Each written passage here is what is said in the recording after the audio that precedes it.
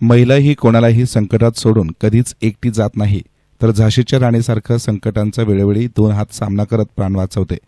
केवळ कुटुंबच नाही तर समाजातही वेळप्रसंगी ती मदतीला धावून येते।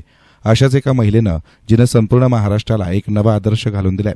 अंगावरील साडीच्या आधारे तिने 2 जणांचा जीव वाचवण्यासाठी आपला जीव धोक्यात घातलाय। दारणा धरण क्षेत्रात झालेल्या संततधारेनं धरण 80% भरलं आहे, त्यामुळे हळूहळू विसर्ग वाढवण्यात आला आणि गोदावरी नदी दुथडी भरून वाहती झाली आहे। परिणामी नदीच्या काठावर असलेल्या विद्युत मोटारी सुरक्षित काढण्यासाठी शेतकऱ्यांना आपला जीव धोक्यात घालावा लागला।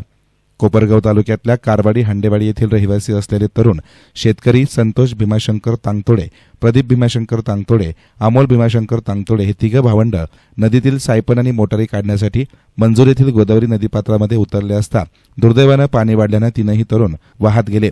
सुदैवानं जवळच शेळ्या चारण्यासाठी मंजूर येथील रहिवासी असलेल्या ताराबाई छबुराव पवार आणि छबुराव बाबूराव पवार यांनी सदर घटना पाहिली।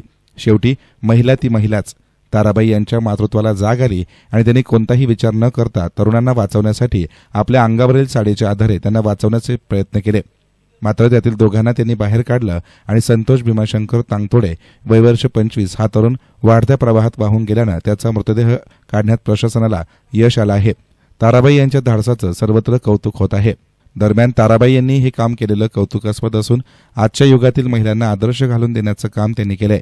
त्यांच्या या कामासाठी लवकरच शासकीय ठिकाणी प्रस्ताव पाठवून त्यांना मदत मिळवून देण्याचं काम करू असं तहसीलदार संदीप कुमार भोसले यांच्या वतीनं सांगण्यात आलं आहे।